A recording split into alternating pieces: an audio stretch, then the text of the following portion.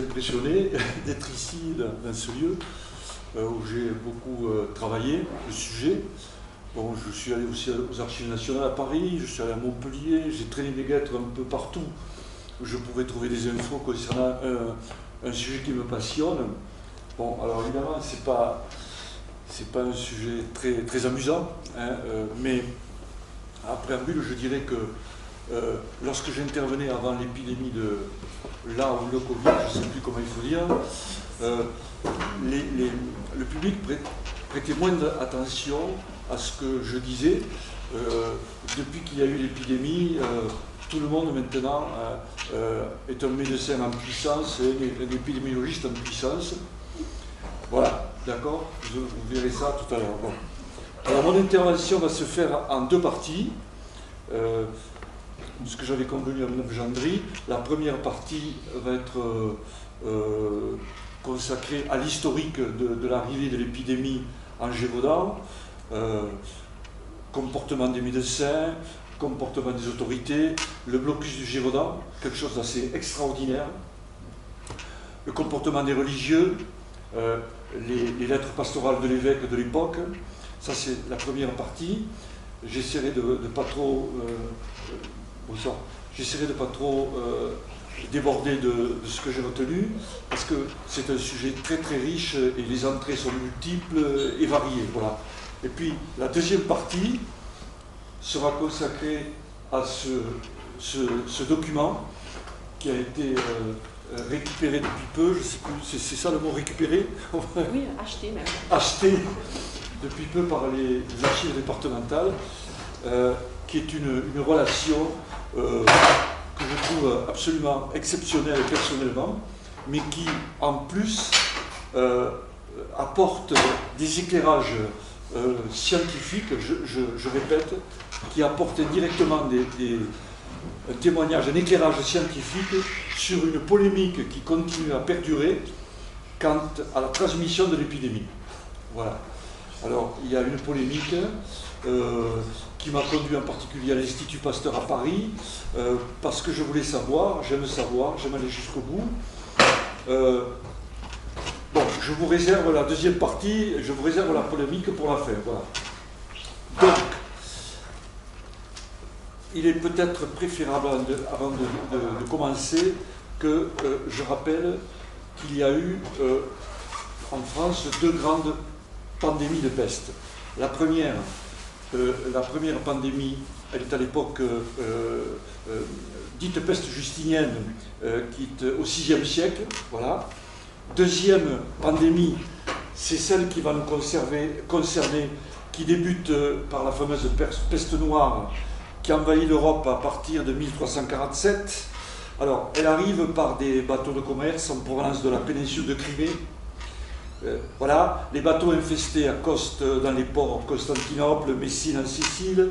La maladie gagne ensuite l'Italie et Marseille, puis se propage rapidement dans l'Europe entière. Alors, il semblerait, les historiens ne sont pas tout à fait d'accord sur le nombre de victimes, on l'attribue à 25 millions de victimes, certains avancent même un chiffre plus important, prétextant que l'Europe entière, lors de cette deuxième pandémie, a vu disparaître la moitié de la population européenne. Voilà. Alors, cette deuxième pandémie a démarré en 1347 et elle s'est terminée, c'est pour ça que c'est historique, nous vivons un moment historique, à Mende, Lozère, Gévaudan, pardon, en 1722, en décembre 1722. Voilà. Alors, la peste est une maladie endémique, c'est-à-dire c'est une maladie qui dort. Elle dort et elle réapparaît, elle disparaît, etc. Alors, le professeur Balthazar, qui est un pastorien du siècle dernier, milieu du siècle dernier, a fait des expériences en Syrie, je crois. Il a repéré des terriers de rats infectés par la maladie, puisque la peste est une zoonose, hein, c'est une maladie du rat. Un an après la mort des rats, il a introduit des rats sains dans les terriers et les maladies ont contracté la maladie. On dit donc que la peste est tellurique. Elle dort, elle se réveille, elle dort. Alors, La troisième pandémie est apparue en 1894, oui.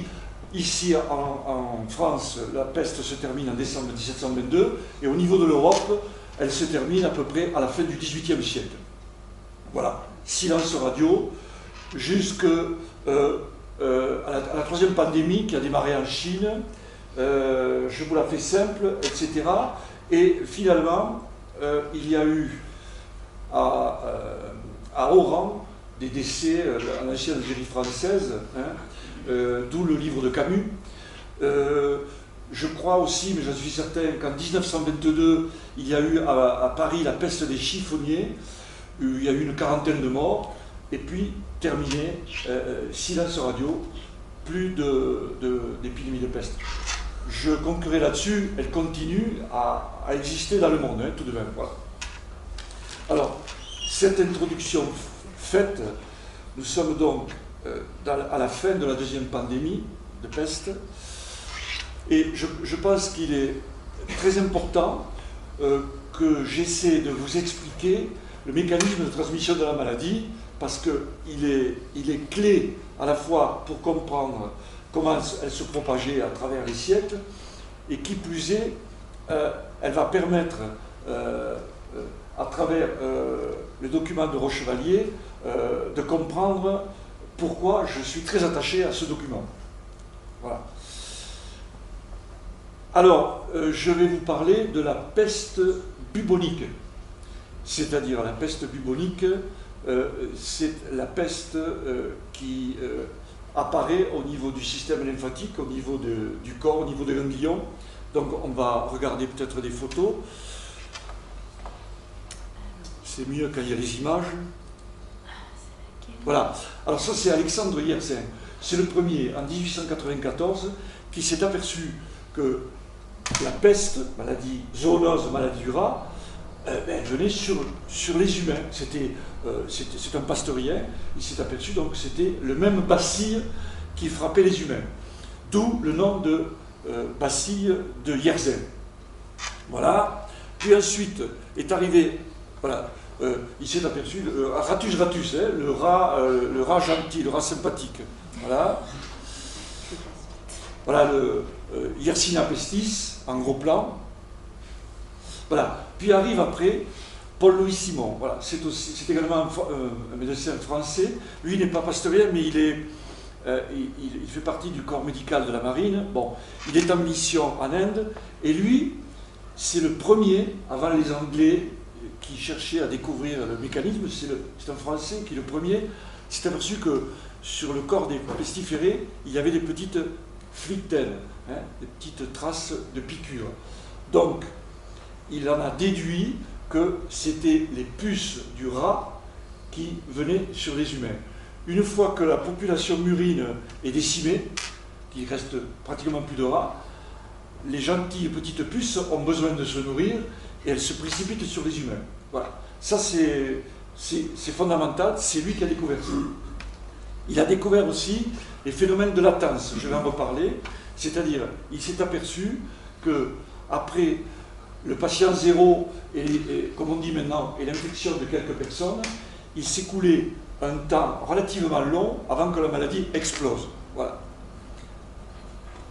Alors je crois que j'ai mis des photos pour résumer. Ça, c'est Nosoxylus fasciatus.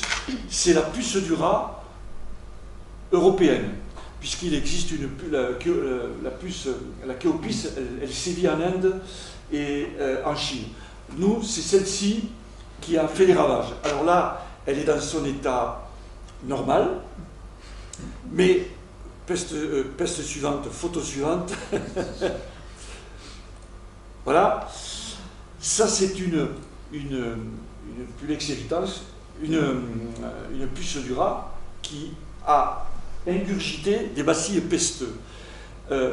Et Paco et Martin, deux scientifiques, se sont aperçus en 1914 que ces puces qui avaient prélevé en piquant les humains des Yersinia pestis, leur système de digestion se bloquait. Et c'est-à-dire que chaque fois qu'elle piquait un humain, elle ne pouvait plus se nourrir, mais par contre, elle injectait des bacilles pesteux. Ce qui veut dire qu'une seule piqûre de puce pouvait transmettre la maladie. Alors que, et c'est là que démarre une polémique, alors que, d'après Frédéric Audouin-Rousseau et tout son travail, Pulex irritans nécessite une centaine de piqûres avant de transmettre la maladie, parce que le phénomène de blocage ne se produit pas sur la puce de l'homme.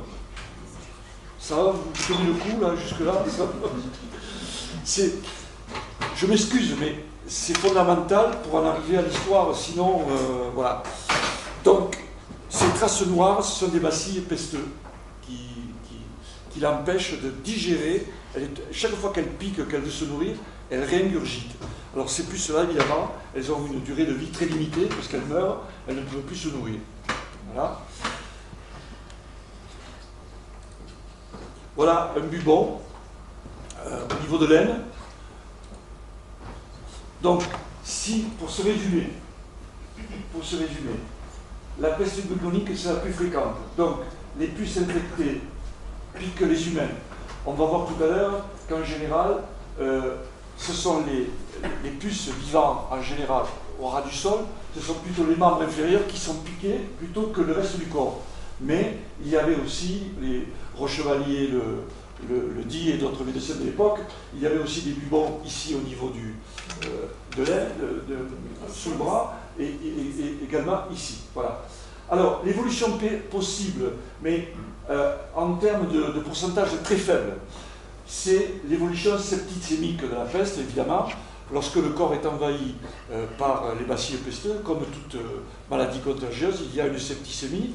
Et là, très souvent, en particulier les chirurgiens qui venaient soigner les pestiférés ou les médecins, eh bien, ingurgitaient, inhalaient des bacilles pesteux, du mois, par la salive, etc.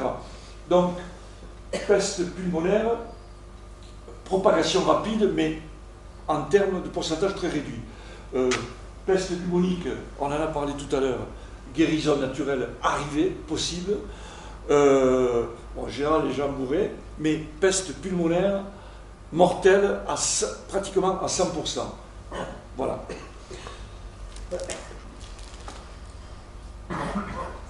Alors, voilà, donc maintenant je vais en arriver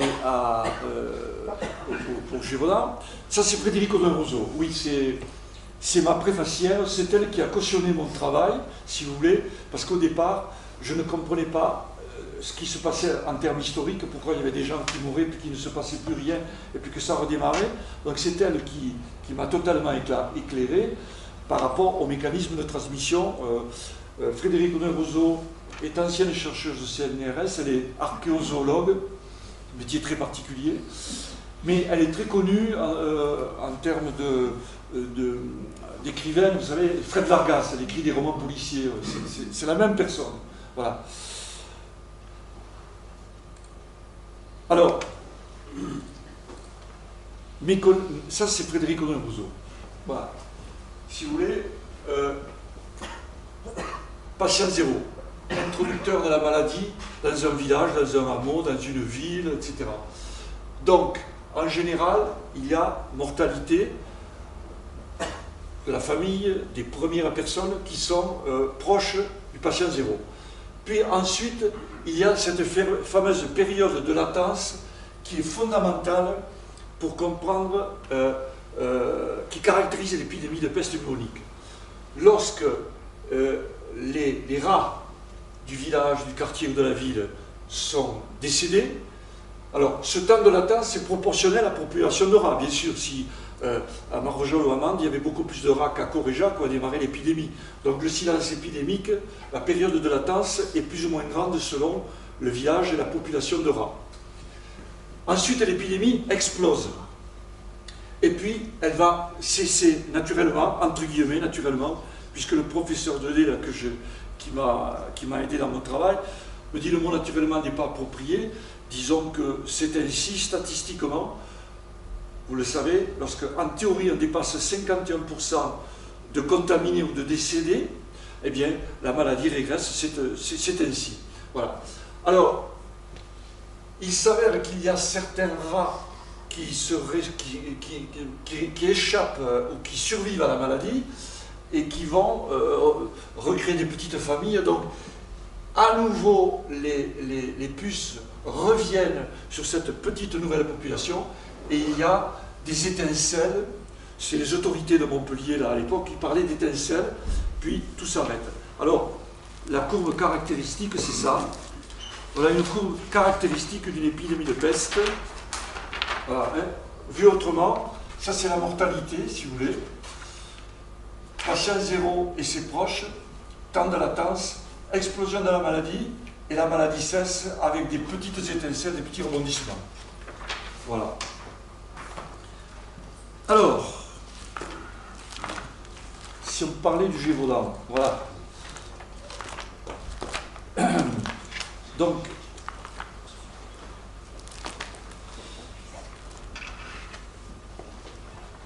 la maladie arrive à Coréjac. Alors attendez. Bon, il faudrait quand même que je n'oublie pas Marseille. Voilà. Il est très probable que le bacille pesteux qui est arrivé en Gévaudan est venu de Marseille. Bonsoir. Voilà. Bonsoir. Alors, comment est-il arrivé en Gévaudan? Je vais en reparler. Allez-y, allez-y, installez-vous.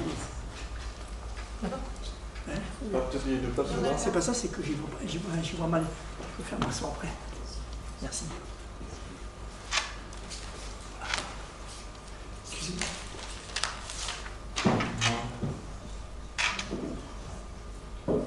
Comment est-il arrivé en Gévaudan?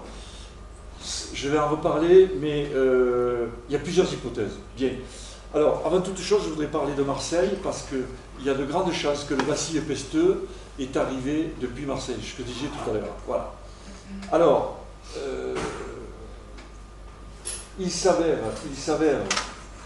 que je suis à la recherche, je vous l'ai dit, madame la directrice, d'une dent de pestiféré gévaudanais, parce que, je suis très sérieux, parce que il s'avère donc que l'Institut Max Planck, c'est un institut très sérieux allemand subventionné par l'État, en 2016, à partir de dents de pestiférés marseillais, dans les charniers qui ont été découverts, il y en a beaucoup à Marseille, puisqu'il y a eu, je crois, 40 000 morts à Marseille, sont aperçus, en faisant une étude ADN d'une dent de pestiféré, que l'épidémie n'était pas arrivée avec le fameux Grand Saint-Antoine à Marseille. Je ne sais pas si vous connaissez cette histoire du Grand Saint-Antoine, bateau qui arrive, qui vient de Syrie.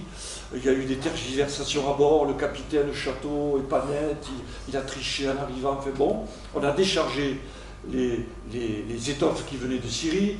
On accuse les échevins, autrement dit les conseillers municipaux, d'être au pourcentage d'être partie prenante sur ces tissus qui arrivaient d'Orient, etc., etc. Et puis la maladie explose à Marseille. Bon, alors, la dent de pestiféré qui a été étudiée par le Max Planck dit que ça n'a rien à voir. C'est-à-dire, le bacille pesteux marseillais n'est pas venu de Syrie. Donc, ça met complètement à bas cette histoire du Grand Saint-Antoine. Les Marseillais ne vont pas être très contents, puisque c'est devenu une grosse légende. Bref, si je retrouvais une dent de pestiféré gévaudanais, je pourrais savoir si c'est le même bacille qui vient de Marseille, ou bien si, comme la maladie est endémique, elle dormait en Gévaudan depuis plusieurs années et que tout à coup elle s'est réveillée. Voilà. Alors,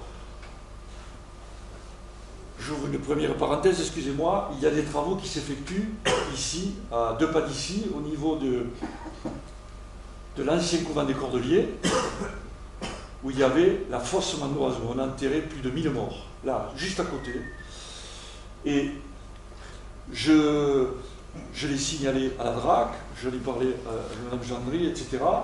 Bon, c'est difficile puisqu'il y a les tombes des moines, des cordeliers. Il est difficile de savoir si on trouve un crâne parce que les gens qui travaillent dans le jardin ont vu des restes humains.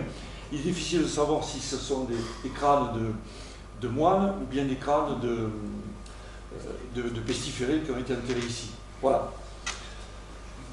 Donc, je suis pratiquement certain qu'elle est venue de Marseille. Alors continuons, la preuve, dès que j'aurai trouvé une dent de pestiféré, je vous le ferai savoir. Alors, la légende, si vous parlez aux gens de Coréjac, le petit village de Coréjac, si vous leur dites que ce n'est pas un forçat évadé de Marseille qui est arrivé à la foire de Saint-Laurent, en Aveyron, qui a échangé avec le Coréjacois, ben, ils vont mal le vivre, hein, parce qu'ils en sont absolument persuadés. Et tous les gens de la Canourgue en sont entièrement convaincus. Donc, ce serait un galérien. Lorsqu'on a voulu enterrer les morts à Marseille, on a libéré des tas de galériens pour enterrer les morts, parce que plus personne ne voulait les enterrer. Bon. Et là, il y aurait eu un galérien qui aurait mis le clignotant vers l'Aveyron, qui serait venu à la foire de Saint-Laurent-d'Olt au mois de novembre 1720, qui aurait rencontré ce fameux habitant, le patient zéro, Jean Quintin, que j'ai retrouvé, Jean Quintin. Ils auraient échangé des vêtements, une veste, ils auraient communiqué. Lorsque le Coréjacois revient chez lui, il tombe malade et il meurt rapidement au bout de 2 ou 3 jours. Voilà ce que nous dit la légende. Bon, Rochevalier l'évoque. Hein. Rochevalier l'évoque et il n'est pas tout à fait contre. Il dit, pourquoi pas, malgré des laissés-passer, si vous voulez, toutes les villes, toutes les communautés étaient en alerte. Donc pour circuler, il fallait avoir les laissés-passer. Alors, je vous soumets le problème. Comment un galérien qui part de Marseille, qui devient un individu suspect, je veux dire au niveau des autorités, on n'a plus le droit de circuler sans laisser-passer. Alors vous allez me dire, il a peut-être récupéré un laissez-passer. Bon. Ah. Mais Marseille, Saint-Laurent-d'Olt, combien de jours à pied? Au moins 15, 12, 15. Bon. Alors, donc il aurait eu des puces infectées dans son petit sac à dos. Décathlon, non, ça n'existait pas à l'époque. Il serait arrivé à Saint-Laurent-d'Olt, il aurait ouvert le sac, les puces se seraient précipitées sur le pauvre Coréjacois. Moi, je n'y crois pas. Aurait-il eu une peste pulmonaire, comme je vous ai expliqué tout à l'heure? Alors, peste pulmonaire, on meurt en 3 jours instantanément. Donc, il serait mort en cours de route. Aurait-il contracté la peste bubonique classique? On guérit au bout de 7-8 jours. Il serait guéri au bout de 7-8 jours, mais on est fatigué, on est malade, on est couché. Donc, excusez-moi, il y a des Canourguais dans la salle ou des Coréjacois. Excusez-moi, moi je n'y crois pas. Donc, 2 hypothèses. Soit je vous l'ai dit tout à l'heure, elle dormait, la peste, dans le secteur de Coréjac, et le fameux Jean Quintin a été contaminé par des puces et des rats qui étaient dans le village, etc. etc. Voilà la théorie. Ou bien alors, vous savez qu'il y avait beaucoup de commerces qui étaient faits par des muletiers, etc. Alors, est-ce que c'est un muletier qui a amené des... comment dirais-je, de la laine contaminée, entre guillemets, il disait la laine infectée. Donc il faudrait que des puces infectées, tiens, j'avais jamais pensé à ça, il faudrait donc que des puces infectées dans le petit sac à dos du galérien soient parties de Marseille et soient arrivées à Saint-Laurent-d'Olt sans se nourrir, parce que ça mange les puces, ça se nourrit. Voilà. Donc, 2 hypothèses. L'hypothèse que je privilégie, moi, c'est l'épidémie qui se réveille dans le secteur et premier contaminé en Coréjacois. Bon, voilà. Alors ensuite, que va-t-il se passer? Alors, voyons, je vous montre quand même le village de Coréjac. C'est un village... Voilà, le Gévaudan. Hein, le Gévaudan, à l'époque, il n'y avait pas Méreis, mais par contre, il y avait... Sorgues, en Haute-Lozère, il y avait des villages qui appartenaient maintenant à d'autres départements. C'est le comté du Gévaudan. Alors, cette histoire du forçat, elle est racontée dans le livre, où est-il M. Astier, je ne le vois plus, voilà, elle est racontée dans le fameux livre de Étienne Véron, le bourgeois de Marvejols, qui a raconté, vous avez vu comment il a écrit ça d'une manière magnifique, il a raconté en détail tout ce qui se passait à Marvejols. C'est extraordinaire, c'est très émouvant, et ce document a été photographié par les archives départementales, je ne sais pas s'il est à disposition ou pas encore. Bon. C'est un document exceptionnel. Voilà. Alors, forçat des galères, vous voyez le mot forçat là? Voilà. Il y a une foire tous les ans, au mois de septembre, ça c'est faux, au lieu de Saint-Laurent de Rivedolte. Donc, Véron, lui, croit que c'est déjà à chaud le forçat. Alors ensuite, voilà, le village de Coréjac, qui se trouve au-dessus de la Canove, ancienne commune d'Auxiac. Ensuite, voilà, ça c'est Saint-Laurent. Oui, je mets la photo de Saint-Laurent, pour ceux qui ne connaissent pas. Il y avait de grandes foires.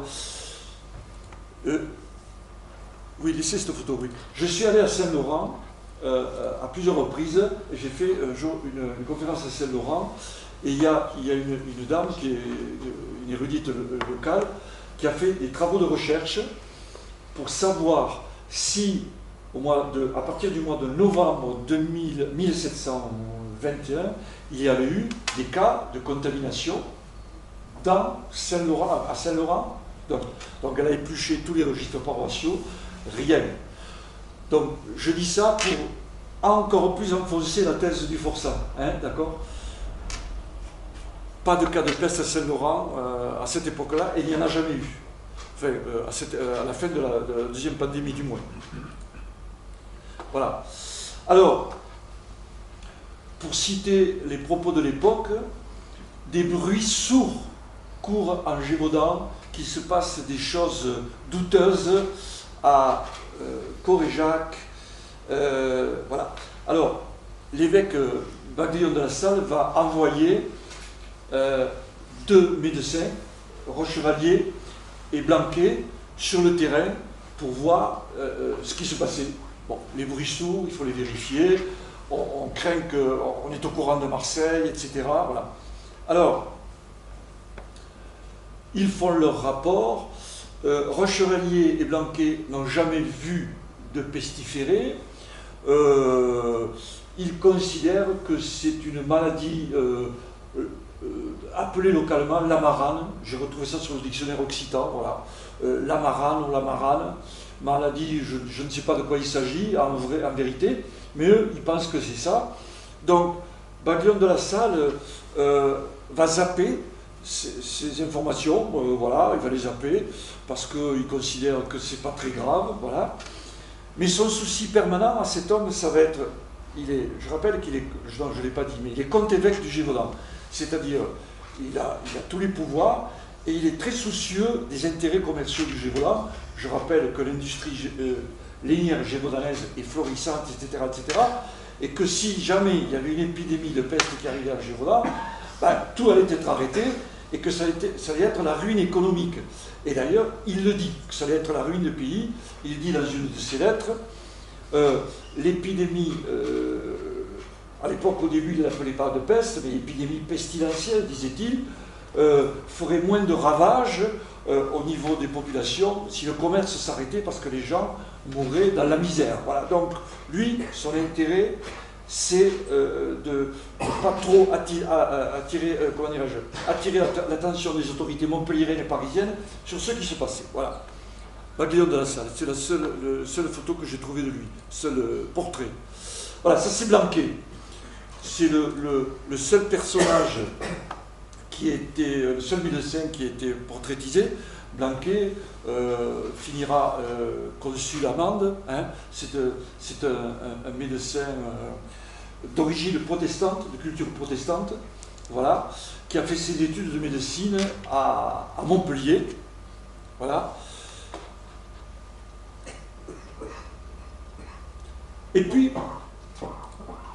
il y a les familles. Et si on prend les registres paroissiaux d'ici, au bout d'un certain temps de latence, la maladie va apparaître à la Canourgue. Ce sont à coup sûr, les premiers morts sont des quintins. Ce sont à coup sûr des parents du patient zéro. C'est pour ça aussi que je peux affirmer que le patient zéro s'appelle Jean Quintin. Hein. Sur le registre, on voit c'est pareil, il y a des ratures qui montrent qu'on a tergiversé, mais les premiers morts de la Canourgue étant des quintins, ça authentifie le patient zéro. Rochevalier l'appelle roustite. Roustite, en occitan, ça veut dire rôti, cuit. Ça devait être son surnom. Quintin, roustite. Bon, voilà. Et puis, il va se passer du temps. La maladie va évoluer au printemps 1721. Et là, Baglion de la Salle est remis en cause par l'intendant du Languedoc. L'intendant, c'est une sorte de super-préfet qui est à Montpellier. Voilà.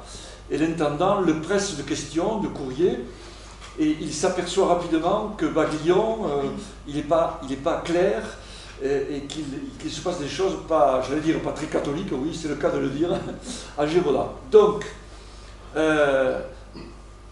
à partir de là, on va envoyer la troupe, et on va décider, de manière fort logique, Coréjac, bon, on va mettre un cordon militaire, puis on va mettre des balustrades pour pas que les gens sortent, et puis on va ensuite entourer la Canourgue de balustrades, on va bloquer la Canourgue, voilà. Et vous avez mis en valeur un document exceptionnel qui est là-bas au fond de la salle, qui a été dressé par, je crois, un architecte de Montpellier qui est venu, un architecte, voilà, le plan du blocus de la Canourgue avec Coréjac au milieu. Et là, pour organiser ce blocus, il va se passer quelque chose d'assez extraordinaire. Dans mon bouquin, j'appelle ça un chantier pharaonique, c'est-à-dire, depuis Montpellier, l'intendance et la cour, parce que les informations commencent à arriver à Paris, on va demander à tous les bouviers du Gévaudan, oh oui, le document est à Montpellier, il n'est pas ici, il est dans les fonds d'intendance, on va demander à tous les bouviers du Gévaudan de venir dans le secteur de la Canourgue pour monter sur le Cos où l'on va débiter les bûcherons, les scieurs de long sont convoqués sous peine de mort et ils vont pendant une grande partie du mois de juillet débiter des troncs d'arbres. Alors, le rocher de Recouvré, c'est là, c'est-à-dire, ça c'est la Canourgue, voilà. Peut-être excusez-moi, revenez en arrière, voilà. Ça c'est la Canourgue, et ici, on est sur le Cos, d'accord? Donc tous ces arbres se trouvaient dans le bois de Longuelouve, qui se trouve à vol d'oiseau, 1 ou 2 kilomètres après. Et donc, les bouviers montés par un sentier, oui, photo suivante, par un sentier qui longeait la falaise du Cos, que les Canourguais appellent l'Ouzescalous. Je l'ai pratiqué, c'est un sentier délicat. Donc, je ne sais pas si vous chaque fois que j'en parlais avec Henri Blanc, l'ancien maire de la Canourgue, chaque fois qu'il me voyait, il me disait le blocus de la Canourgue, voilà, parce que c'est impressionnant d'imaginer tous ces bouviers qui montent là-haut, qui descendent le bois. Je rappelle qu'à l'époque, la tronçonneuse n'existait pas.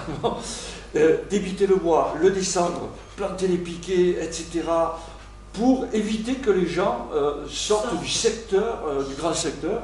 Vous irez voir le blocus. Malheureusement,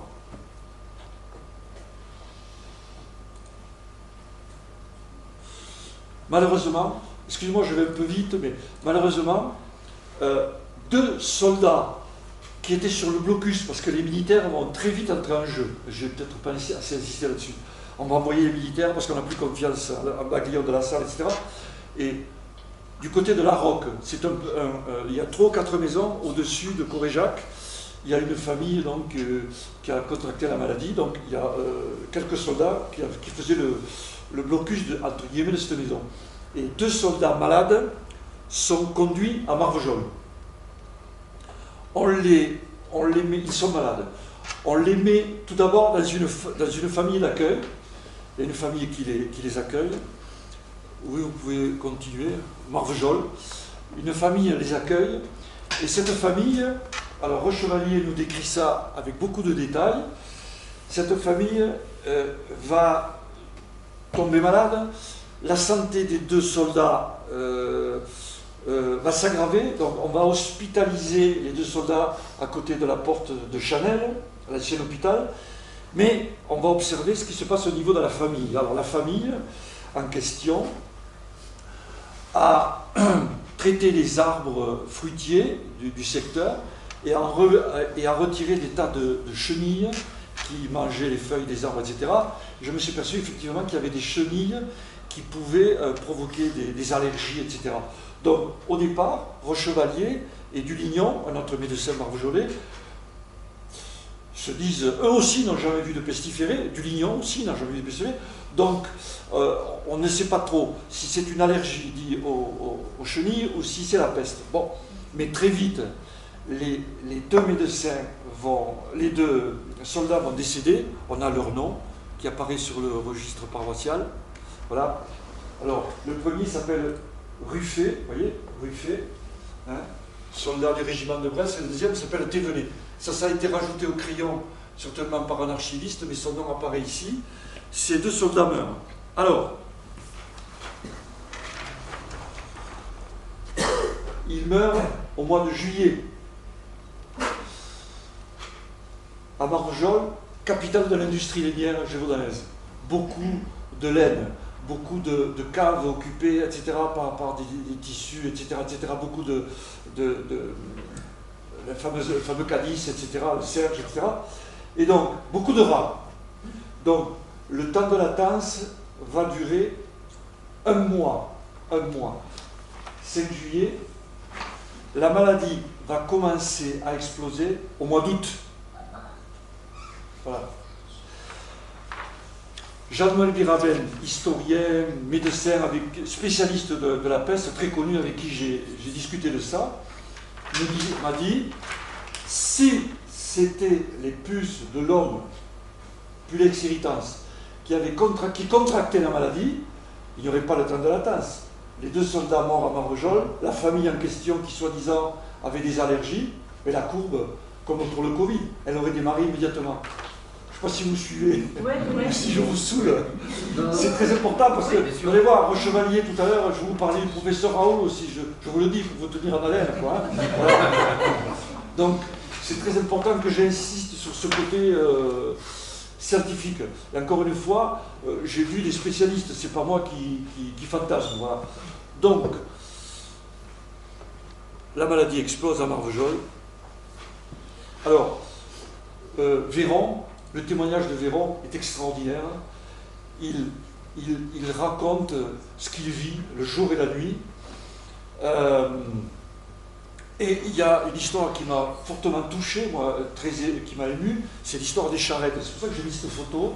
Alors, les Marvejolais reconnaissaient le son de la charrette qui prenait les malades et qui les conduisait, je vais vous dire où tout à l'heure, et le son des roues de la charrette qui prenait les morts. Alors, les gens n'avaient pas le droit de sortir de chez eux. Ils étaient bloqués dans leur maison, et donc, la nuit, ils surveillaient le bruit de la charrette pour savoir s'il n'y avait pas un mort à côté d'eux, etc. Donc, vous imaginez l'ambiance, vous imaginez le contexte. Voilà. C'est pour ça que j'ai mis cette photo. Alors, Marvejols, porte de Chanel, porte du terreau, c'est-à-dire la ville était fermée, était bloquée, et les charrettes, à la fois pour les morts ou pour les malades, sortaient par la porte du terreau. Voilà.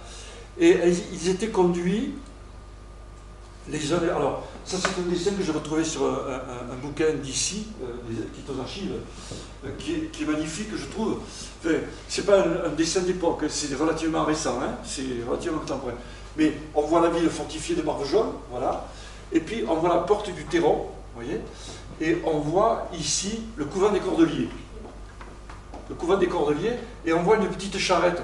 Mais le Durand qui a fait le dessin, il n'a pas dessiné ça par rapport à la peste, il a dessiné ça pour éclairer le lecteur du livre. Voilà.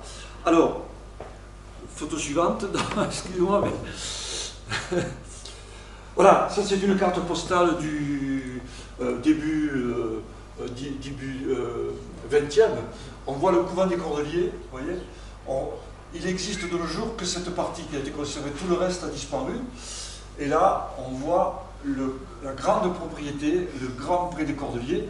De nos jours, il y a, à cet endroit, allez-y, il y a le parking. Vous connaissez Marvejols? Bon, ben, là, il y a 1500 cadavres. Voilà. Comment? C'est une fosse commune. Et donc, lorsque les travaux ont été faits, ont été effectués, personne... Enfin, il y a quelque chose... Bon. Alors, il y a un crâne... Je vous raconte tout, hein, je vous raconte tout. Il y a un crâne qui... Je ne dis pas qui. Il y a un crâne qui a été retrouvé dans ce secteur. Et ce crâne, un médecin de Marvejols, que je ne citerai pas, l'a récupéré. Vous savez, les étudiants de médecine, souvent, ils ont un crâne. Je ne sais pas pourquoi, d'ailleurs. Et il y a 99 chances sur 100 que ce soit un crâne de pestiféré qu'il a récupéré dans un jardin tout à côté. Voilà. Mais il a perdu le crâne. Voilà, il y en a qui perdent la tête, mais lui, il a perdu le crâne. Voilà. Et je suis très déçu parce que j'étais sur une piste sérieuse. Donc, voilà, première fosse commune. Voilà. Et puis, la peste va arriver à Mende. Bon. Alors, là, il y a plusieurs hypothèses. Vous avez mis à l'exposition le registre des morts de la peste, où il est écrit noir sur blanc que ce serait un moissonneur qui serait venu à la saison des moissons, bien sûr, puisque il fallait du personnel hein, pour voilà, et qu'il aurait transmis la maladie. Voilà. Alors, il aurait été enterré là-haut, comment ça s'appelle là, j'ai oublié le nom, au-dessus du Valade des Pigeons. Il y avait une sorte d'infirmerie, aidez-moi au secours. Oui, c'est ça, Janico, voilà. Il aurait été enterré, dès qu'ils auraient vu, les autorités que j'aurais vu que ce moissonneur avait une mort suspecte, ils l'ont enterré là-haut. Et alors, le valet de ville, à l'époque, il y avait des valets de ville, des employés municipaux, entre guillemets, qu'il a enterré. On était au début du mois de septembre, et mort quelques jours après. Alors, j'ai retrouvé, allez-y pour voir, je crois que j'ai retrouvé, voilà, ça c'est une, vous connaissez tous, voilà. Et grâce au bouquin, je crois que c'est un monsieur qui s'appelait M. Martin qui a fait un livre sur les rues de Mende, les places de Mende, etc. Par recoupement, par rapport à des actes notariés, etc., j'ai repositionné la maison de ce valet de ville qui aurait enterré le moissonneur. Voilà. Alors, comme par hasard, ça se trouve, cette rue, la rue du Fournet, je ne sais pas si vous voyez où elle est, au cœur de Mende, la rue du Fournet est au cœur du quartier le plus industriel du Pan, comme on disait, de Mende. Exactement comme la peste la Canourgue a démarré dans le quartier industriel, à la sortie de la Canourgue, comme elle a démarré dans une ville industrielle Marvejols, et comme par hasard, elle aurait démarré dans le quartier le plus industriel, là où il y a le plus de rats, de tisserands, de fileuses, etc., etc. Le problème, pour moi, c'est que le valet est mort le 7 septembre et l'épidémie explose au mois de septembre. Donc, on n'est pas dans un cas de peste bubonique classique. Il n'y a pas le fameux temps de latence. Alors, j'ai repris les comptes rendus des conseillers de santé de la ville de Mende, qui sont conservés ici, et je me suis aperçu qu'un certain commerçant de Mende avait acheté des toiles infectées à la Canourgue et carrément à Coréjac et à la Canourgue. Alors, c'était antérieur au mois de septembre. Donc, il se peut que ce commerçant, on a fermé sa boutique, on a muré sa boutique, mais si les tissus étaient infectés, les puces ont eu le temps d'aller sur les rats, etc., etc., etc. Voilà. Et troisième hypothèse, curé, historien Louvre-l'Eul. Tout le monde connaît Louvre-l'Eul. C'est un curé historien du XVIIIe siècle qui a beaucoup écrit par rapport aux Camisards, etc. Jean-Baptiste Louvre-l'Eul écrit que ce sont des marchandises de la Canourgue qui sont arrivées et que c'est une servante qui les a manipulées d'un lieu à l'autre et l'épidémie était venue de la servante. Donc, il se peut que ce ne soit pas le moissonneur qui ait introduit si on suit la logique scientifique, il se peut que ce ne soit pas un moissonneur qui ait amené l'épidémie amande, mais plutôt des toiles infectées dues au commerce qui sévissait alors en Gévaudan. Voilà. Alors après, alors, je l'ai dit tout à l'heure, j'ai fait allusion à ça, il y avait, à la place de l'ancienne gendarmerie, ici, on est bien d'accord, il y avait le couvent des Cordeliers. Il ne reste que ce seul vestige du couvent des Cordeliers. Vous avez jamais remarqué cet alignement de pierre, là, comment on dit, non pas linteau, de colonne. Tout le reste a disparu, il n'y a plus aucun vestige. Eh bien, comme à Marvejols, les Cordeliers avaient pris en charge à la fois les infirmeries, l'infirmerie et la fosse commune, ici ça va être la même chose, c'est-à-dire au niveau des Cordeliers, on va avoir et l'infirmerie et la fosse commune. Marvejols, 1500 morts à peu près. Ici, on est un peu moins, on est à environ 1000 morts, 1100 morts, voilà. Qu'est-ce que je peux dire encore? Bon, finalement, il va y avoir 26 paroisses gévaudanaises qui vont être contaminées. Hein, je passe les détails. Pour les passionnés, vous trouverez tout ça dans mon livre avec des statistiques, des tableaux, etc. Au total, selon mes calculs, 41% des populations concernées par l'épidémie sont décédées. Voilà. Ce qui fait 5500 personnes en Gévaudan. Alors, 41%, on ne dépasse pas le fameux chiffre de 51, voire 52. Pourquoi? Parce que dans tous les états des lieux, les registres, dans tout le travail qui a été fait par les autorités à l'époque, on ne mentionne jamais le nombre de personnes guéries. Parce qu'il y a des gens qui guérissaient naturellement. On est à une égalité devant la maladie, d'accord? Et puis, Rochevalier, soi-disant, arrivait à guérir des malades en incisant les bubons. Bon. Mais on ne connaît pas le nombre de gens qui ont été guéris. Voilà. Par contre, sur Marvejols, sur Mende et sur la Canourgue, surtout sur Marvejols, sur Mende et la Canourgue, puisque les registres des décès sont tenus à jour, à Marvejols, le curé est mort. Pourquoi il est mort? Parce qu'il a eu peur et il a ingurgité du soufre, pour essayer d'échapper à la maladie, quoi. Bon. Et donc le registre n'a plus été tenu. Donc sur la Canourgue et sur Marvejols, sur Mende, pardon, excusez-moi, hein, dès que ce chiffre, ce pourcentage de morts a été dépassé, ben, la maladie s'est arrêtée. Voilà. On a dépassé les 50% de morts. Voilà. Qu'est-ce que je peux dire encore? Dans toutes les villes ont été créés des bureaux de santé, je l'ai dit tout à l'heure. Dans toutes les villes, on a désigné des corbeaux pour aller enterrer les morts. Dans toutes les villes, on a créé des infirmeries.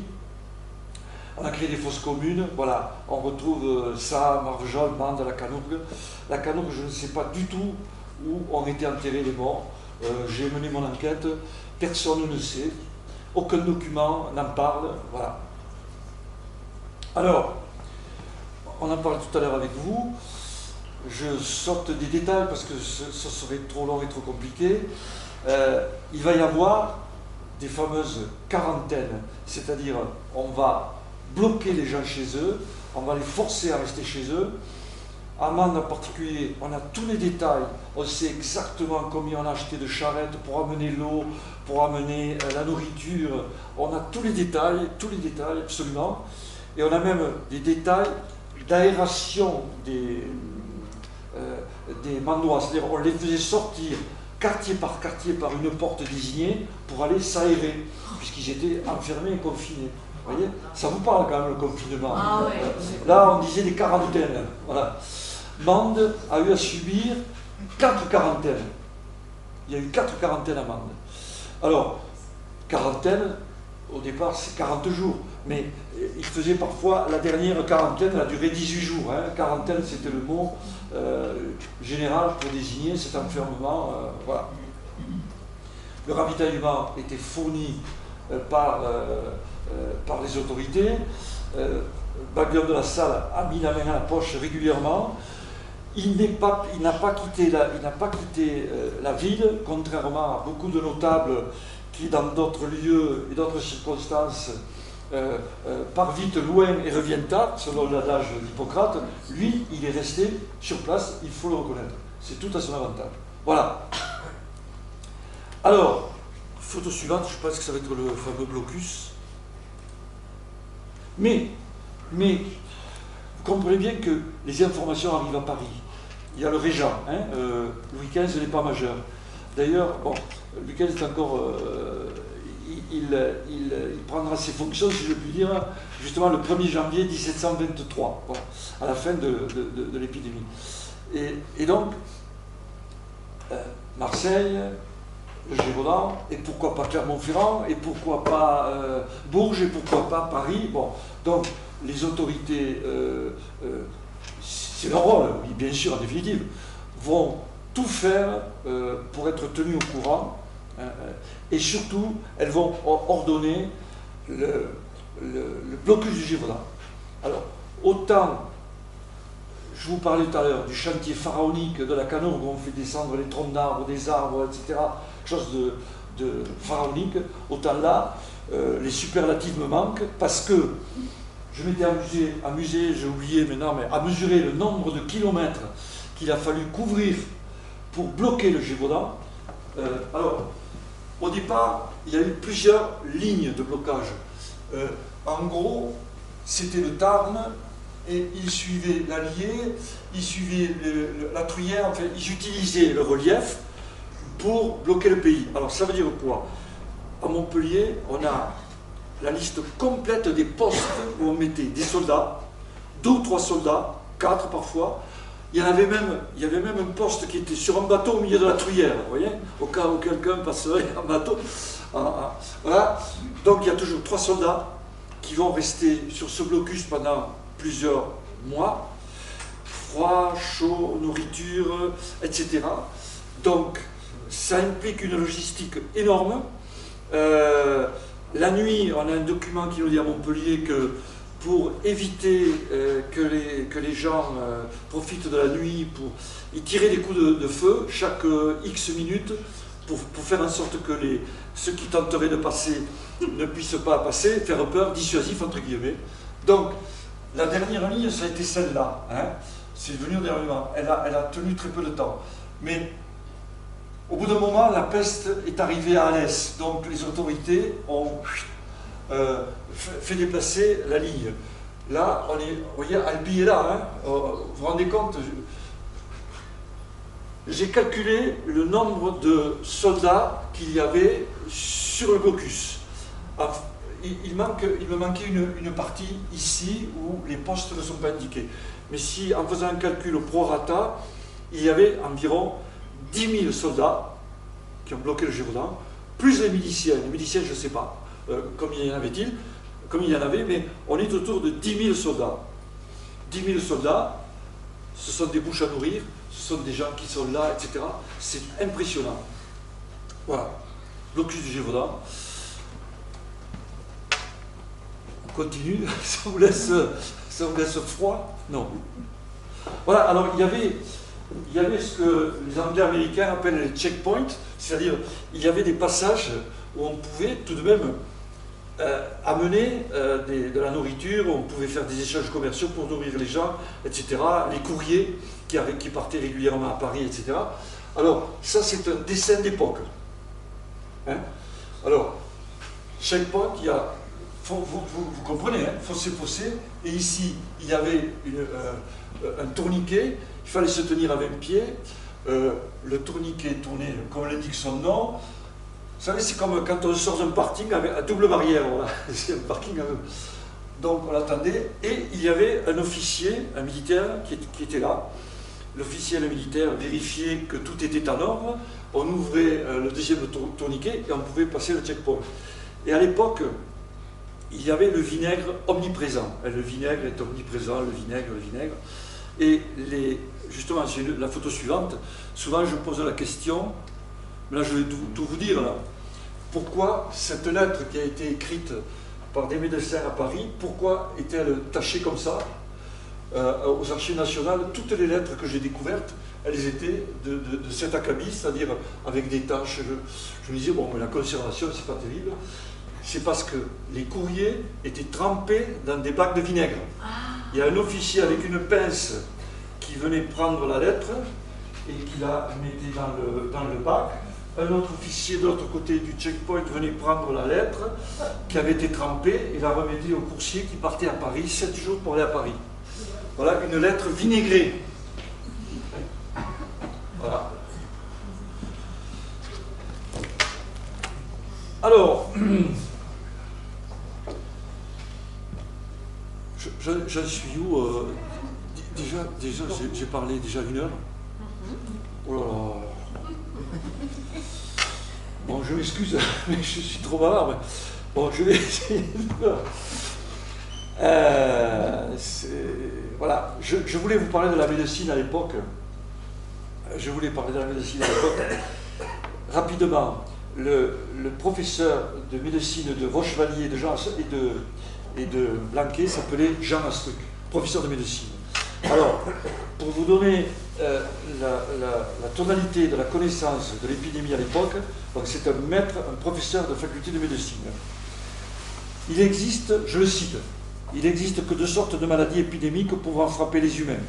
Les simples ou non pestilentielles, où il en réchappe plus qu'il n'en meurt, et les pestilentielles, où il en meurt autant qu'il en réchappe, où il en meurt même davantage. Il faut le relire 3 fois. Ce qui explique peut-être que lorsque Blanquet et Rochevalier sont allés au début à la Canourgue, ils ont compté les morts et ils ont dit, bon, il en réchappe plus, j'y comprends rien, voilà, cette phrase, mais c'est bon, il en meurt moins que ceux qui en réchappent, etc., etc. Donc ce n'est pas une vraie épidémie pestilentielle. Voilà où on en était. Alors, les chirurgiens, vous savez, c'était des barbiers, ils incisaient les bubons, ils faisaient les saignées, les fameuses saignées. Alors le professeur Denet me dit, une saignée, ça fait sortir de l'eau, du sang, du corps, et ça affaiblit le malade. Alors déjà qu'il avait une épidémie, en plus on l'affaiblit, on l'achève, quoi. Alors, les médicaments, vous en avez affiché quelques-uns. Alors, je suis allé voir à Montpellier le professeur Roussel, peut-être certains le connaissent. Je lui ai amené un tas de médicaments qui avaient été prescrits à l'époque, en espérant, avec l'espoir qu'un des médicaments, remède comme il disait, puisse avoir eu un effet et sauver des vies. Alors, il a été très gentil, il a bûché, vraiment, il a étudié toutes les recettes, les plantes, etc. Et quand je l'ai retrouvé 2 ou 3 mois après, il me dit, vous allez être très déçu. Je dis, je ne vais pas être déçu. Il me dit, non, j'ai bûché. Aucun des médicaments qui ont été prescrits à l'époque n'a pu avoir un effet sur les malades, sauf, me dit-il, le soufre. Je dis, oui, le curé de Marvejols, il a pris le soufre, bam, il est mort. Voilà. Alors, un exemple d'un chirurgien qui est venu en renfort à Alès, sur le blocus, s'appelait Apostello, c'est un Italien. Alors lui, il avait un remède miracle qu'il avait essayé dans toute l'Europe et qui avait fonctionné. Je vous le livre. Vous pouvez prendre des notes peut-être pour la Covid. Alors, 2 onces d'angélique, 2 noix muscade, 1 once de cannelle, une once, c'est 24 heures au soleil dans une bouteille bien bouchée. Faire attention, si la bouteille n'est pas bouchée, si vous voyez. Donc ça glissait la peste. Voilà. Alors le même Apostello, il classait les pestes de plusieurs façons. Selon lui, il y avait les pestes blanches et rouges qui sont les moins dangereuses. Il y avait la grise, fort à craindre, et emporte les malades à 24 heures. La jaune cause les vomissements et dure 3 jours. La bleue dure 2 jours, est fort dangereuse et cause la frénésie. La noire dure 6 jours et au bout du temps cause le pourpre par tout le corps, etc., etc. La verte est aussi dangereuse et dure 3 ou 4 jours. De celle-là, on pleure jusqu'à perdre la vue. Il faut faire distiller des laitues et roses de cette eau sans frotter les yeux. Vous voyez le niveau scientifique des médecins de l'époque. Alors, les braves habitants du Bergougnon, quand ils ont vu qu'ils étaient abandonnés par ces médecins plus ou moins charlatans, ils ont décidé de se faire leurs médicaments. Prendre un oignon trempé dans du vinaigre bien chaud après y avoir jeté du sel. Ensuite, partageant le dit oignon par le milieu, il faut s'en frotter souvent le bubon, trempant souvent l'oignon dans le vinaigre. Vous trempez le vinaigre et vous frottez le bubon. Cela doit se faire devant un bon feu, de manière que la chaleur puisse imbiber tout le vinaigre à mesure qu'on s'en frotte le bubon. Quelques-uns, au lieu de saler le vinaigre, mettent le sel au milieu de l'oignon. Vous choisissez, vous avez 2 options, sel au milieu de l'oignon, pas sel au milieu de l'oignon. Voilà.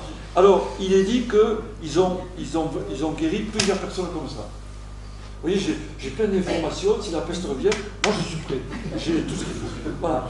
Alors, rapidement, avant de parler de Rochevalier, la Cour envoie le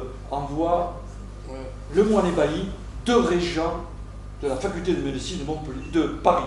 C'est-à-dire la Cour décide d'envoyer à Gévaudan les 2 sommités nationales médicales. Bon. 1, ils n'ont jamais vu de pestiféré. Et 2, bon, ils arrivent avec des médicaments et de l'argent. Bon. Ils viennent à Mende, ils viennent voir l'évêque, ils doivent faire un rapport à la Cour. L'évêque leur dit, messieurs, vous êtes des régents, au front. Donc ils sont partis tous les 2, ils croyaient faire leur petit rapport et revenir à Paris, et ils ont été contraints d'aller à la Canourgue. Et là, enfin, ils contractent la maladie. Ils guérissent. Voilà, comme j'entends des soupirs, là, c'est ça. Et on leur dit. Et alors, ils deviennent des stars, pas planétaires, mais au moins du royaume de France, quoi. C'est tout le monde. Messieurs, comment avez-vous fait la Cour, comment expliquez-nous? Alors, ils disent qu'ils ont pris quelques cordiaux. C'est comme moi, si j'avais dit, j'ai guéri de la peste, j'ai bu 2 pastilles, vous voyez, c'est de cet acabit-là. Donc, ils ont guéri naturellement. Je vous l'ai dit tout à l'heure, ça arrivait, nous sommes à une égalité devant la maladie. Mais à partir de là, ils deviennent, je veux dire, les patrons du Gévaudan. Voilà. C'est-à-dire, ils sont au moins à égalité avec l'évêque, tout passe par eux. Voilà. Alors, ils doivent quitter la Canourgue en faisant le mur, c'est le cas de le dire. Les Canourguais, on est là. Je ne me trompe pas.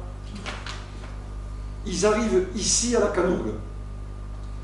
Ils soignent les malades, entre guillemets. La maladie régresse. Ce sont des dieux vivants, d'accord? Ils arrivent à Marvejols. Ils sont obligés de se perdre dans la campagne, disent-ils, etc.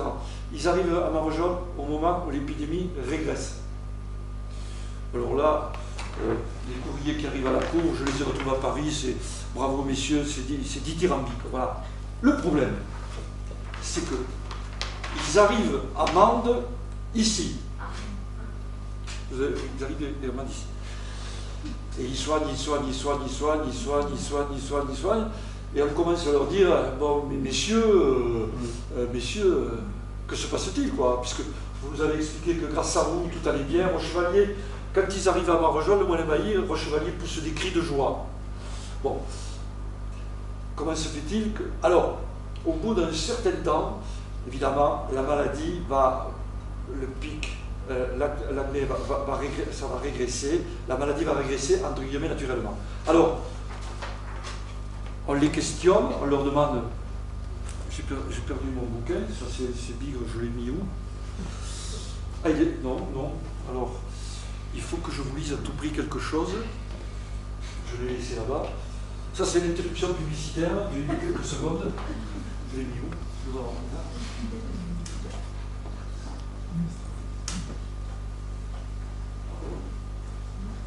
Non, juste. Je sais pas où je l'ai posé. Bon. Si, il est là. Pardon, je n'ai pas fermé la porte. Alors,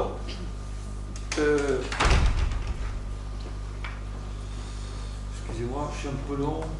Lorsqu'ils arrivent, lorsqu'on leur demande des comptes que tout est terminé, voici ce qu'ils disent. Qu'on en juge. On est au mois de... On est à la fin de l'épidémie, on est en l'automne 1722. L'épidémie est en train de régresser fortement en Mende. Le moine ébahi, je les cite. Ils écrivent à la cour. La santé se soutient toujours très bonne dans ce pays, comme nous avons eu l'honneur de le marquer à votre grandeur dans nos dernières lettres. Et il n'y a aucun signe de malignité dans les maladies dont différents particuliers sont attaqués. Il est mort dans la ville de Mende 4 personnes en 2 jours. Nous les avons vérifiés avec les derniers scrupules et n'y avons trouvé que des causes très naturelles.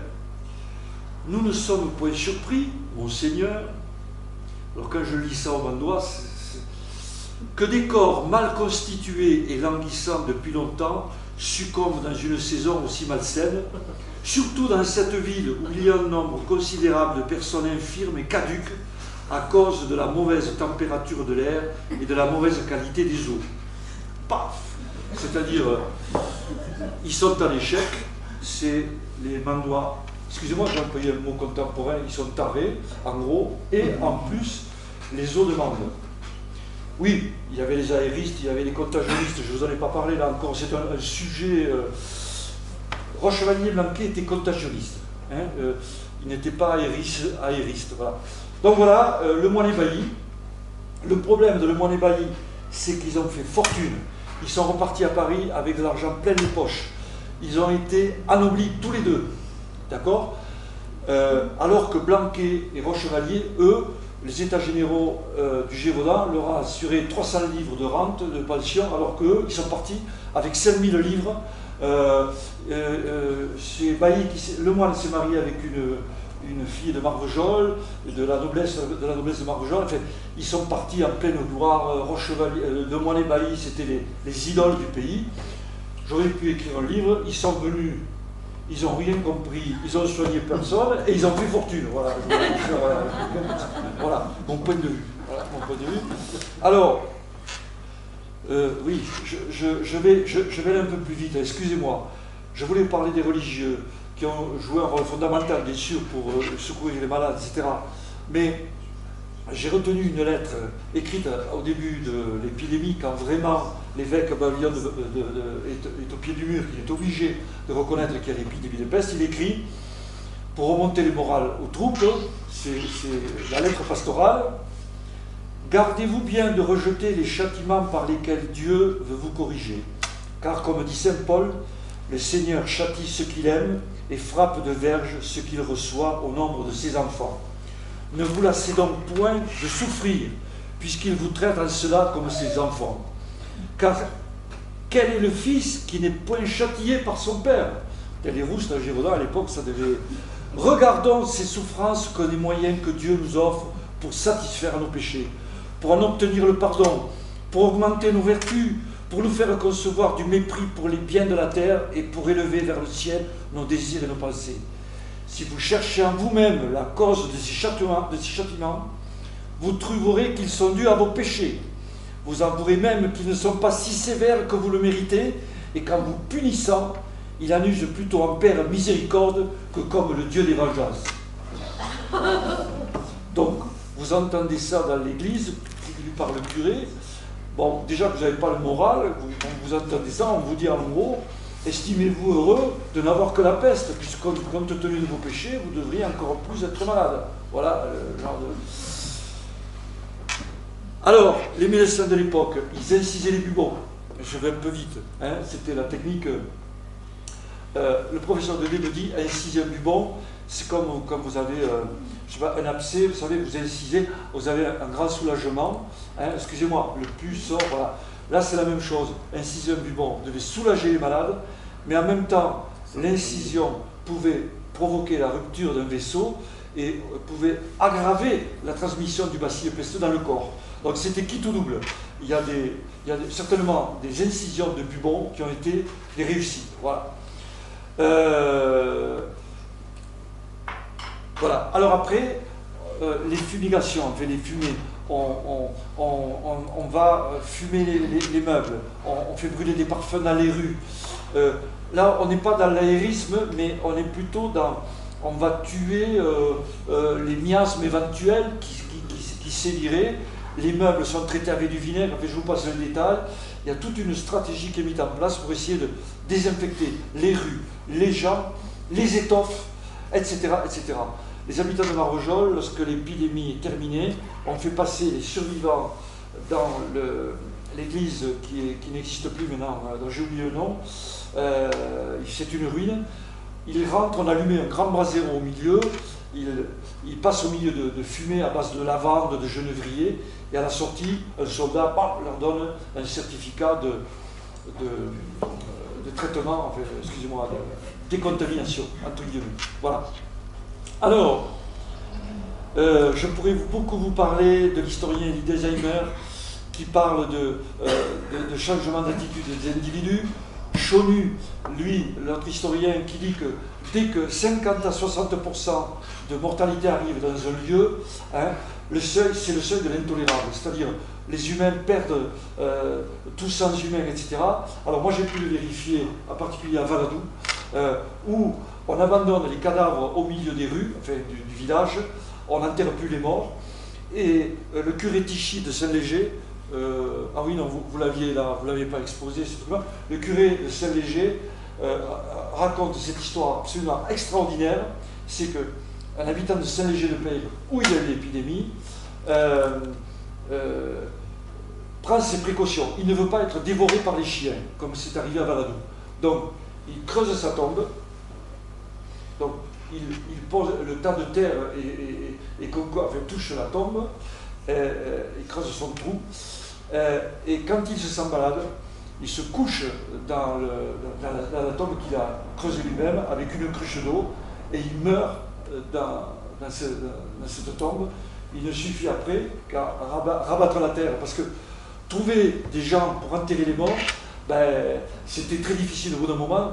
Les gens enfin, les corbeaux, comme on disait, avaient compris que aller enterrer les morts, c'était s'exposer à contracter la maladie. Voilà. Ils ne savaient pas que c'était les puces, hein, à l'époque. Hein. Voilà. J'ai oublié de le dire, très important.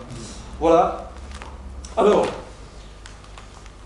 quelle heure est-il? 6h12. 19h12, pardon. J'aurais encore beaucoup de choses à vous dire, mais je suis très impressionné par le document Rochevalier, qui est un document exceptionnel, donc je vais vous parler de ce document. Donc, Rochevalier, je vous l'ai dit, médecin à Marvejols, ancien élève d'Astruc, faculté de médecine de Montpellier. Il a écrit 2 témoignages. Le premier, ce que je vous disais à Mme Gendry, l'hypothèse, c'est qu'il l'a fait à chaud, relativement court. Et le deuxième, qui est à droite, il décrit abondamment tout ce qu'il a vécu, en particulier à Marvejols. Voilà. Alors, il donne beaucoup de détails sur les soldats, sur l'arrivée de la maladie, sur les fameuses chenilles des arbres. Il donne beaucoup de détails sur la méfiance des Marvejolais vis-à-vis du corps médical et des chirurgiens. On les comprend un peu. Les Marvejolais malades, on cache les malades pour ne pas les amener à l'hôpital, parce qu'on a fait une relation de cause à effet, mis entre les mains des médecins et des chirurgiens, c'était la mort presque assurée. Donc les troupes sont obligées d'amener les malades à l'hôpital. Enfin, vous voyez le genre de choses. Un chirurgien meurt, Rochevalier nous le confirme, on fait venir des chirurgiens de toute la France, mais ils meurent. Pourquoi? Parce qu'ils sont au contact direct des pestiférés. Donc, à mon avis, eux contractent la peste pulmonaire en soignant les malades. Le nombre des chirurgiens morts est impressionnant. Je ne le connais pas par cœur, mais il est vraiment très élevé. Alors, le problème des remèdes. Rochevalier Rochevalier, dans son deuxième document, je pense qu'il essaie de se mettre en valeur aussi, parce qu'il y a une pension à la clé. Bon, il est honnête. Globalement, je trouve qu'il est très honnête, mais là, il dit que tous les remèdes qu'ils ont reçus à Marvejols, qu'on leur a envoyés de toute la France, parce que chacun avec son remède miracle, tout à l'heure je vous ai parlé de l'italien, et il dit que ces remèdes étaient souvent falsifiés et surannés. Les hommes infidèles qu'on avait chargés de ces soins furent moins touchés de la confiance qu'on avait en eux et de notre déplorable état que du criminel désir de s'enrichir. Autrement dit, il y a un commerce des médicaments qui s'est mis en place et c'est plus que douteux. Voilà. Ensuite, il décrit longuement la maladie avec moult détails. Et puis arrive ce qui, moi, m'a impressionné. Alors, ça, c'est la maison Rochevalier à Marvejols, qui a appartenu à un juge du tribunal de Marvejols, je crois, oui. Et au 19e siècle, et il avait bien spécifié que c'était la maison de Rochevalier qui est mort, je crois, en 1750, quelque chose comme ça. Donc, c'était pas très éloigné du moment où il a acheté la maison, etc. Rochevalier n'ayant pas eu d'enfant. Voilà, donc ça, c'est la maison Rochevalier que j'ai retrouvée. Et puis, voilà, ça, c'est le fameux document. Alors, les pages que j'ai sélectionnées, si vous voulez bien aller plus loin, les pages que j'ai sélectionnées, ce sont des observations très pertinentes de Rochevalier. Il dit à moi, si vous arrivez à lire, l'exemple des lieux environnés de la peste qui se sont garantis par l'attention que les habitants ont eue à n'avoir aucune communication avec les lieux infectés. Voilà. Rochevalier se positionne comme un contagionniste. Il n'est pas aériste. Pourquoi? Parce qu'il s'est aperçu que lorsqu'on ne mettait pas les gens pestiférés ou les malades au contact d'autres gens ou de lieux, lorsqu'on les tenait à l'écart, la maladie ne se poursuivait pas. Alors, à droite aussi, tout à fait en haut, la conservation de ceux qui sont sortis de cette ville et qui ont campé à son voisinage, quelque mal à l'aise qu'ils auraient été ou qu'ils eussent été, serait plus que suffisant pour prouver à ceux qui ne le croyaient pas que le fait de ne pas être intramuros, au contact des puces et des rats et des autres malades, eh bien ces gens-là, voilà. Alors ça c'est la première observation géniale, à mon avis, enfin géniale, oui, pertinente du moins, de Rochevalier. Ensuite, deuxièmement, alors je ne sais pas exactement où ça se trouve, mais il réfléchit, il déduit qu'il y a l'existence de petits ennemis dans tous les corps. C'est-à-dire, il se positionne en pré-pasteurien. C'est-à-dire, il a déduit, puisque ça se transmettait d'homme à homme, etc., il a déduit qu'il y avait une transmission, contagion, et que ce sont des petits ennemis. Donc, il est dans l'infiniment petit. Il est pasteurien avant l'heure, je répète. Et puis, très important, la page suivante, la page 242. Page 242, c'est après, voilà. Ici, voilà, ici. Je l'ai retranscrit parce que c'est très important. Comme nous avons servi dans une ville dépourvue de tout, nous n'avons pas pu avoir la satisfaction d'examiner à la faveur du microscope qui existait à l'époque le sang, le pus, les plaies et les hardes de nos malades. Peut-être aurions-nous pu, par son secours, y en découvrir des fourmilières comme Pierre de Custre dans les bubons de la peste de Naples, ou comme Berilius dans les pustules de la petite vérole, et confirmer par notre propre expérience les observations exactes que prétendent avoir sur cela plusieurs physiciens modernes. C'est-à-dire, lui dit que, il nous dit que, hein, vous avez compris, avec le microscope, on aurait vu des petits insectes. C'est Pasteur. C'est Pasteur. Sauf quand même, il y a une précision. Oui, allez-y. C'est un pur hasard. que de ce qu'il a dit. Parce que la thèse justement de Thierry, il a fallu que Pasteur la démontre à la fin des années 1870. Tout à fait. Tout à fait. C'est un pur hasard. Tout à fait. Une Mais intuition. Une intuition, voilà. C'est une Voilà, intuition. mais Une intuition. reconnaissez que Rochevalier, il a une intuition aussi, non? C'est une intuition. C'est une intuition. Il dit, j'ai pas pu parce que j'étais débordé. Mais s'il avait pu, il aurait vu peut-être des choses qui bougeaient. Bon.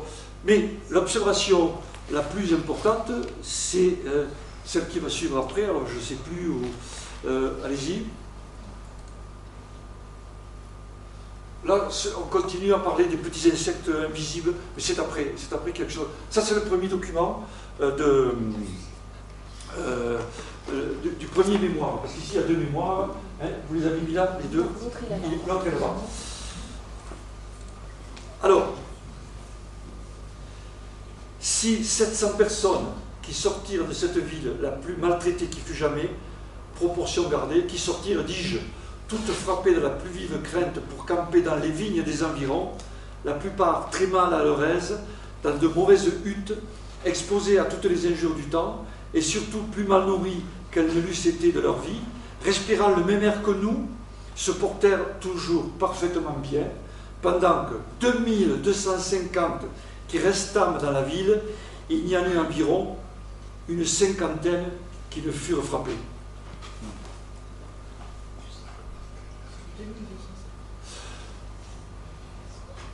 Si je comprends bien, ça veut dire que les gens qu'on a mis à l'extérieur, extramuros, vous êtes d'accord avec moi?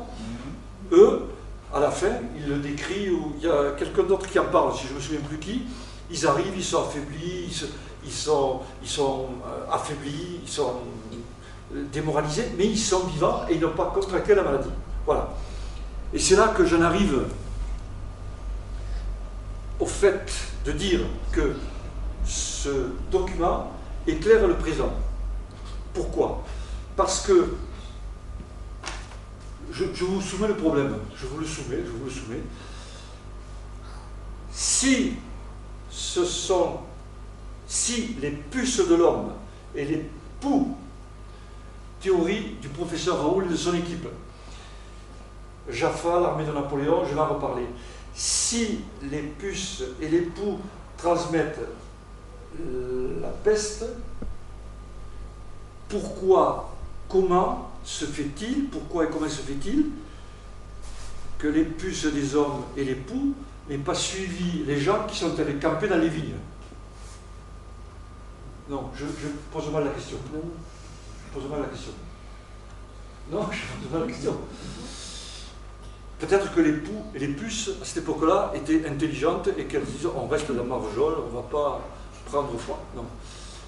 Alors, dans une de ces interventions, M. Raoult est formel, vous pouvez aller sur Internet, il a organisé des jeudis d'histoire dans son hôpital et il faisait intervenir des historiens, etc. Il prenait la parole et donc un jeudi, il y a eu le thème la peste. Voilà. Et donc, il a dit clairement que c'était les poux qui transmettaient la maladie. Moi, je pense, parce que vous en pensez, mais moi, je pense que c'est entièrement faux. Non, il y a un grand silence, j'ai dit. Donc voilà. Alors,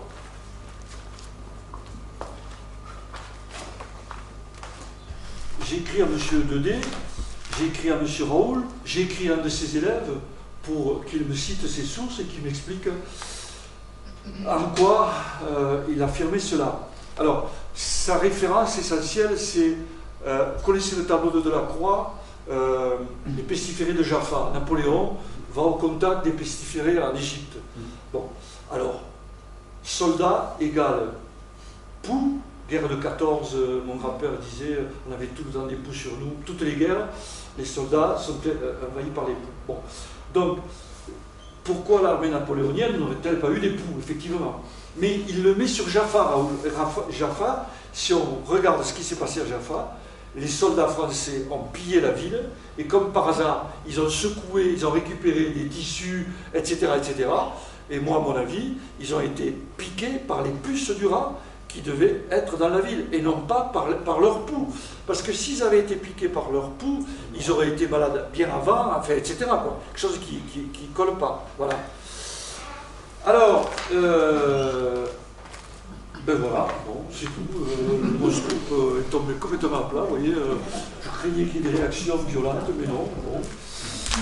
Alors, je plaisante, j'ai écrit à M. Dedé, mon professeur de médecine, et je lui ai dit, mais attendez, moi je suis troublé, parce que moi, c'est Frédéric Rousseau, c'est Simon, c'est Yersin, tout ça, et là tout à coup, il y a Raoul qui intervient.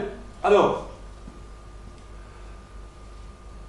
je trouve assez normal, Monsieur Dedé, je trouve assez normal qu'un ectoparasite comme la puce de l'homme ou le poux, prenant un repas sanguin sur un pestiféré, ait absorbé, entre autres, une bactérie qui s'y trouvait. C'est tout.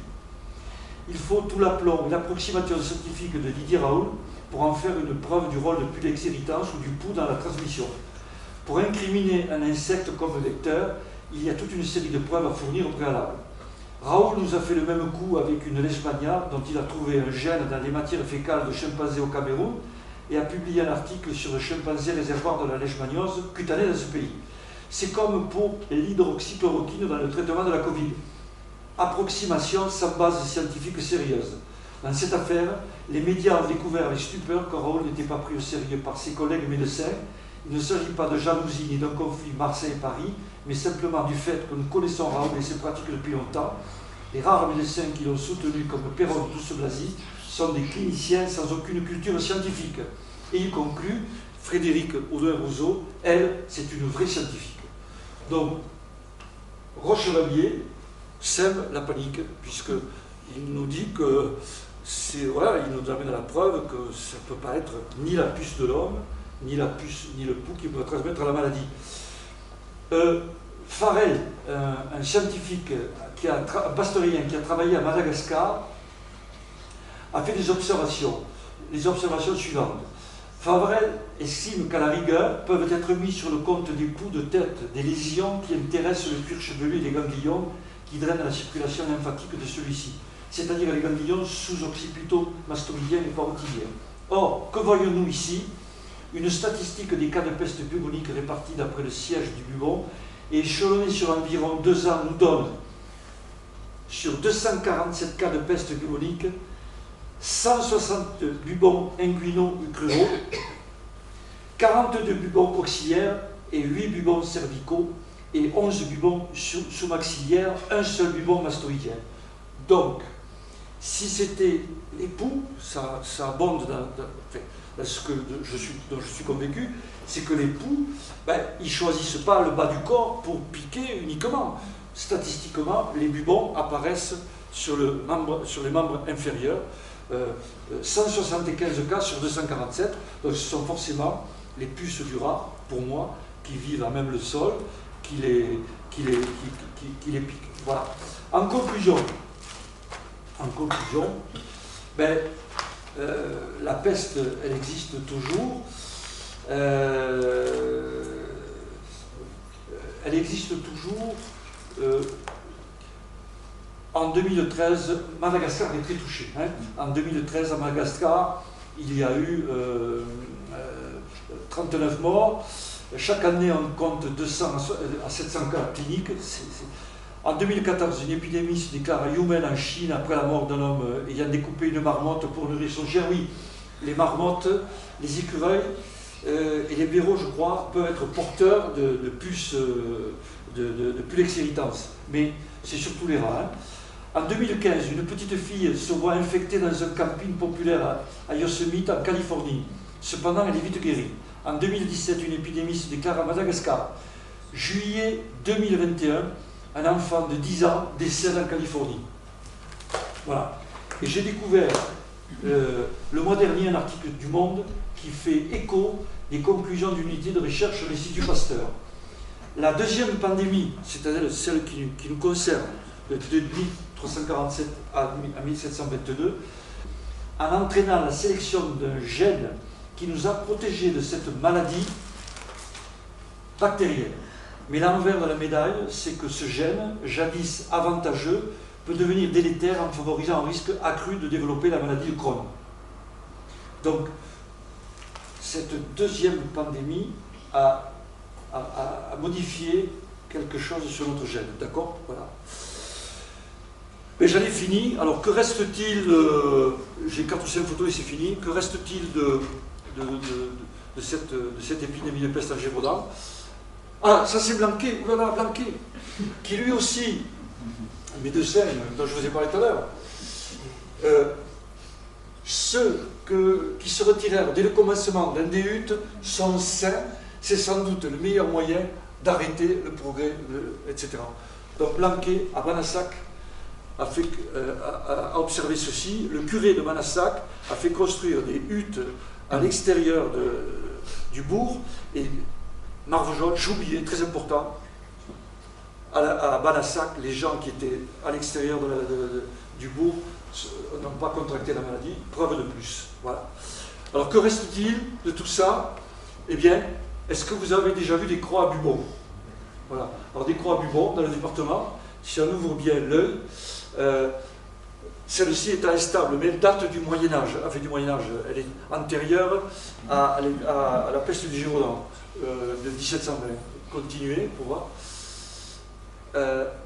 Celle-ci est à Serverette.